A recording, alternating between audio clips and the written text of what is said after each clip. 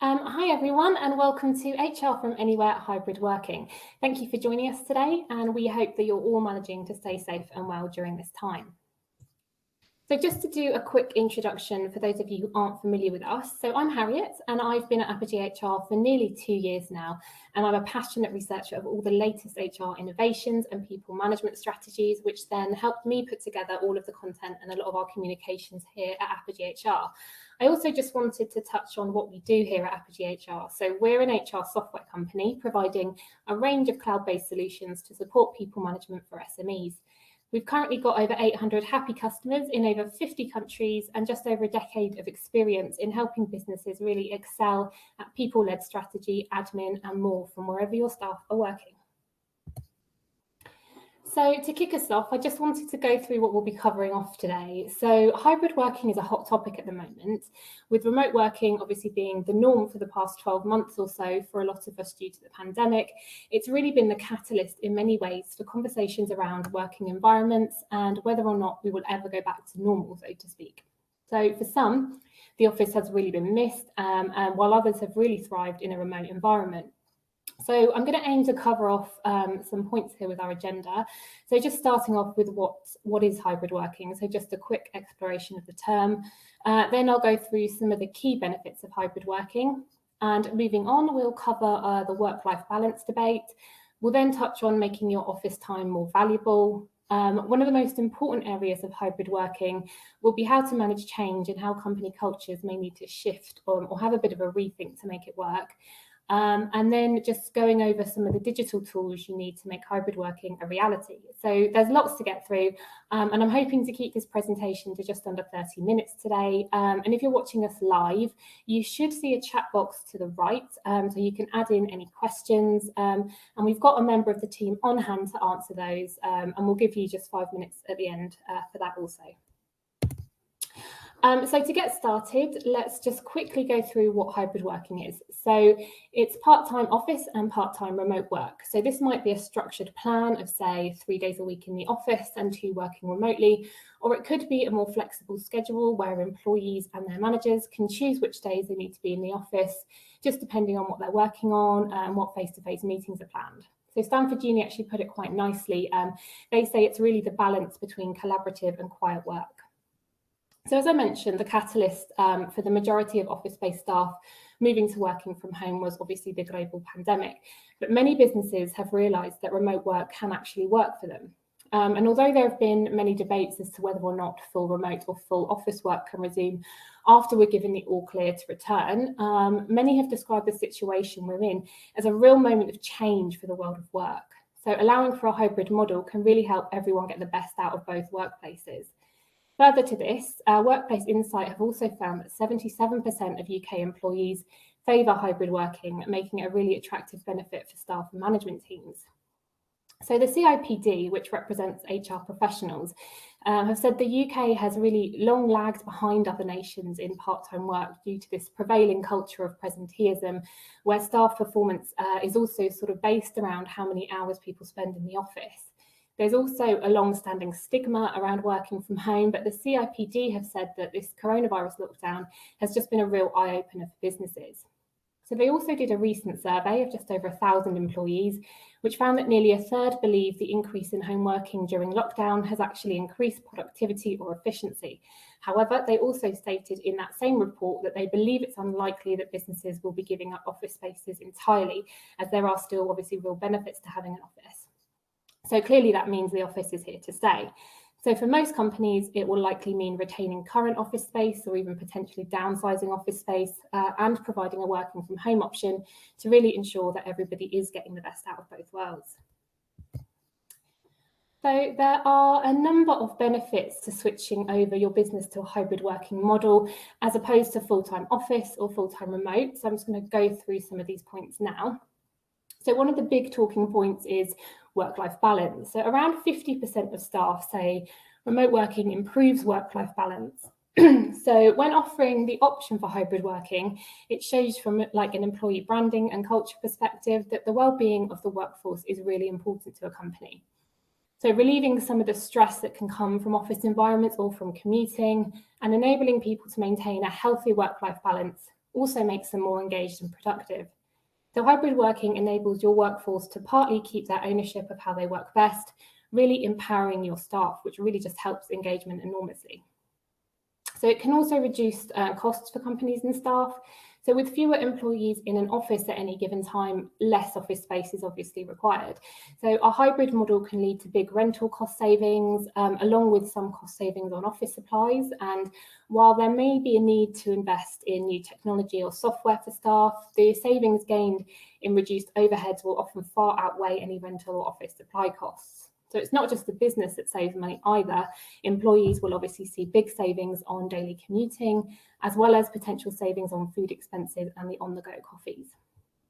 So it can also help attract more talent. So hybrid working allows companies to expand their hiring capabilities and attract new hires from further afield. Companies can also be more flexible around a potential employee's other commitments, one of which could be childcare. So this can actually open your company up to workers who might not otherwise have been able to apply. And this allows you to really diversify your workforce, bringing in the best talent and not just local talent.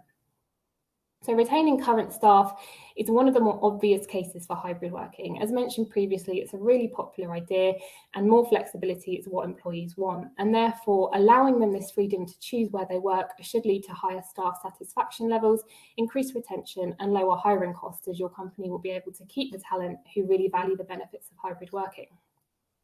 So it encourages inclusion and flexibility. So when enabling partial working from home in a hybrid working model, you instantly give staff the ability to work in a way which suits them. So they can really get their best work done essentially when they need to. So it allows businesses to take into account that some people are more productive, let's say early in the morning and love the office desk, while others are really night owls and just thrive in their home office. So your hybrid model may well give your employees and their managers the responsibility to make the best use of their own talents and preferences. And in that way, you invest not only in trusting your employees, but also indirectly in efficiency and business results. So finally, I just wanted to mention, obviously, social distancing is a really important measure for all offices to take to ensure COVID safety at the moment. Therefore, having a more densely populated office, in the short term at least, isn't ideal. So you will require more space per employee. So hybrid working is obviously very helpful with this to ensure that staff can continue to use the office appropriately, and then by working from home and then booking into the office when they need to.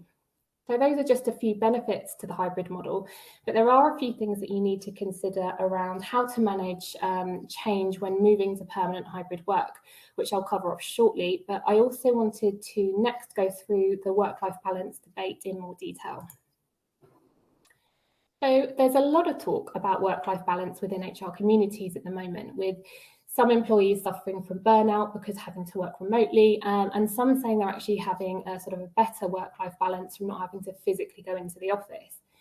So clearly some people have more time to fit in all the work they need to do in the day, and then also more time for leisurely activities such as socialising or exercising, whereas some people are finding it more difficult to turn off if they have work devices in the home. So according to Stanford University, only 49% of responders to a research paper on small businesses said that they can work privately in a room other than their bedroom. So this can lead to a lack of definition between work and life, with an always-on kind of mentality, meaning that some people find it even harder to switch off from work when working remotely full-time. It's also key to remember that when considering hybrid for the long term, that for most of us globally, we are still in some sort of lockdown, but as we move out of that, then remote work will become more balanced towards life as shops and restaurants reopen and we're able to spend time with family and friends again. On the flip side, working in the office can also be stressful for some individuals, with burnout being blamed on toxic office cultures prior to the pandemic, and many late nights in offices leading to a lot of stress and lack of time to be able to spend with family and friends. So I mean, ultimately, the crux of this is it depends on the individual, which is why work-life balance can only really work in a fully hybrid model, which allows for flexibility and personal preferences all to be taken into account. So some more stats here. So Slack report that 72% of employees want a permanent hybrid model, with CIPD more recently reporting that 86% of employees now want more flexibility to work where they choose. So offices are clearly here to stay, with the hybrid model being hugely popular. So from a practical perspective, being able to utilise office space in the short term does mean considering things like social distancing, like we've said, ensuring people are not hot desking is another one. So being able to book into your office and manage capacity is really key here. So longer term, office capacity will still be an important measure to look at if you're keen to get certain teams in the office on the same days. Although being able to hot desk in offices should mean more people from different departments getting to know each other. So obviously that's post-pandemic. But ideally all workers in teams which work together. So that might be sales and marketing or support and customer success would be in the office sort of all on the same days and around the same area. So ensuring you have a tool to plan this is a great idea. So once you've got your staff in the office, one implication is being able to properly onboard new starters, as introductions in person are good to help people feel more like part of the team. So even though much of the paperwork can be done via an onboarding portal, for example, being in the office does allow for that sort of learning by osmosis for new starters and even sort of overhearing conversations from other teams, which may be somewhat relevant to specific individuals. So within your office environment, bookable meeting rooms, breakout areas, and even spaces for private sort of one-to-ones with managers are going to become even more important. So ultimately, your office space will become the co-working space for your teams. And this might mean having to look at reducing desk space and offering more meeting or breakout space in the longer term. So collaborative meeting areas, even more social spaces such as kitchens or canteens, need to be able to support these more sort of ad hoc gatherings, as well as regular meetings or private conversations between managers and staff. So although obviously you still will require workstations, that need for collaborative space is going to become more and more important as your staff do more of this sort of individual work from home. So this might mean reviewing some of your current physical office layout space to support that with the idea of flexibility in mind. So with the possibility of changing sort of physical office space, we're also going to move on to having a look at company culture. So as we've gone through already, allowing for hybrid working shows that companies really care about their employees and they're aiming to build a solid working culture with well-being at the forefront. So this means employees are happier, more engaged and more productive as everyone is getting the flexibility that they require. Companies with happy employees obviously consistently always outperform the competition. So it also helps to foster more empowered employees. So your staff and management teams may need to be guided into ensuring that remote work tasks that employees can complete independently and obviously make decisions on quickly are done with a bit more flexibility and trust. So this is because an efficient hybrid workplace shouldn't really demand that everyone works the same hours or at the same pace necessarily, although obviously that will occasionally be necessary. So HR Magazine have actually stated a couple of questions really that hybrid organisations need to look at when looking at hybrid working in the long term, and it all really boils down to fairness and inclusion. So firstly, how do we create a fulfilling, inclusive and equitable experience for all of our colleagues? And secondly, how do we create a scenario where there are no advantages or disadvantages in working remotely?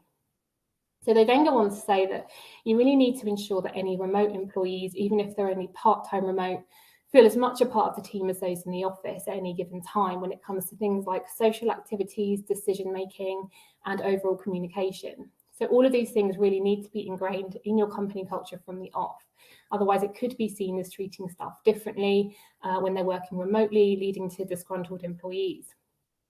So one key point here that you might want to consider is making sure that members of your leadership teams are always on hand in the office to deal with any arising issues, and that social activities are made available virtually where possible. Communication and consistency is really key here. And it may be that you need an employee handbook that's created and shared somewhere that everybody has access to, as more clarity and consistency around procedures is just really important for individuals to avoid any conflict. So regarding hybrid working schedules, it would seem from research collated around hybrid working that most staff want the flexibility to choose the days they're in the office and how many.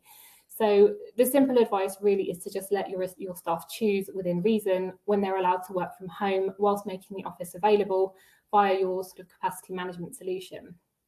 Choice is really key to making this work, and letting your employees pick their schedules and letting them change as their views evolve.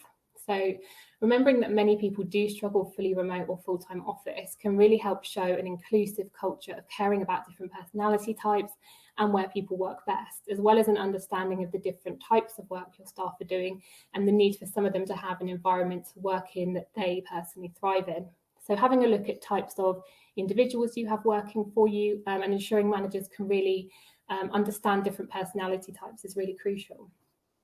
So for the remote working part to succeed, it's also really essential to have an effective performance review system.